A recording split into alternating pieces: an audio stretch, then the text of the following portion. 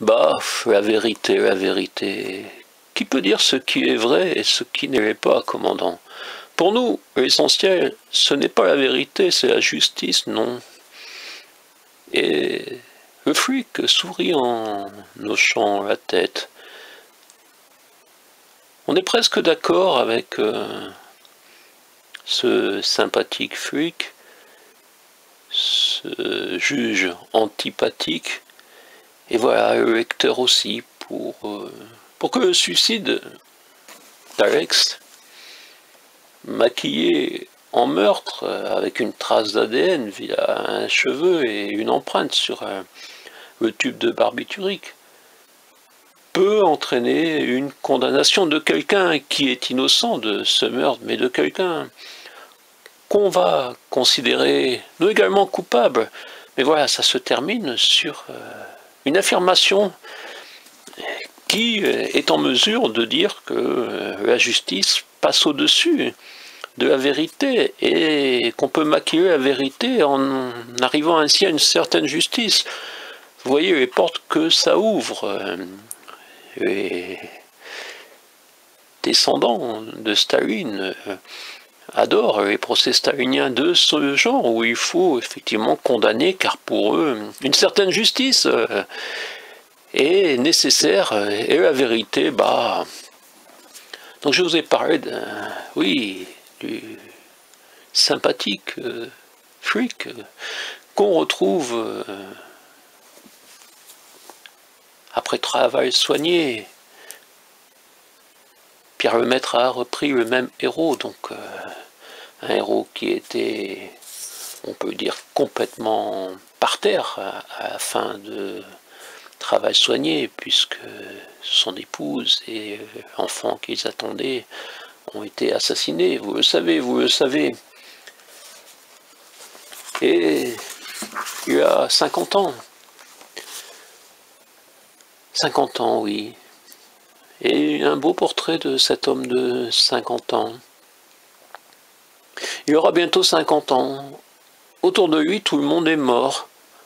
Sa mère, puis sa femme, maintenant son père, il n'aura pas d'enfant. Jamais il n'avait imaginé qu'il serait le dernier vivant de sa propre vie. Voilà ce qui le trouble. La mort de son père solde une histoire qui pourtant n'est pas terminée. Camille est toujours là, passablement lessivé, mais debout. Sauf que sa vie n'appartient plus qu'à lui. Il en est le seul détenteur et le seul bénéficiaire. Quand on est devenu le personnage principal de sa propre vie, ça n'est plus très intéressant. Ce qui le fait souffrir, Camille, ce n'est pas seulement ce complexe idiot de survivant, c'est de se sentir assujetti à une telle banalité. Le juge, puisque voilà, vous savez que c'est presque une histoire à trois, le flic, le juge. Tiens, pense Camille, le juge précisément, il mourait d'envie de communiquer celui-là, il n'a pas tardé à obtenir l'aval de sa hiérarchie. Tout le monde mourait d'envie de communiquer. Ça n'est pas glorieux, une meurtrière en série qui se donne la mort, c'est moins valorisant qu'une arrestation, mais côté sécurité publique, tranquillité des citoyens, paix civile et tout le bordel, c'est toujours bon à prendre. La meurtrière est morte. C'est comme l'annonce de la mort du loup au Moyen-Âge. On sait bien que ça ne change pas la face du monde, mais ça soulage, et ça donne le sentiment qu'une justice supérieure nous protège. La justice supérieure s'est donc vautrée. Vidard s'est rendu, comme à son corps défendant, devant les journalistes. À écouter, la meurtrière était tellement acculée par la police qu'elle n'avait pas d'autre possibilité que de se rendre ou mourir.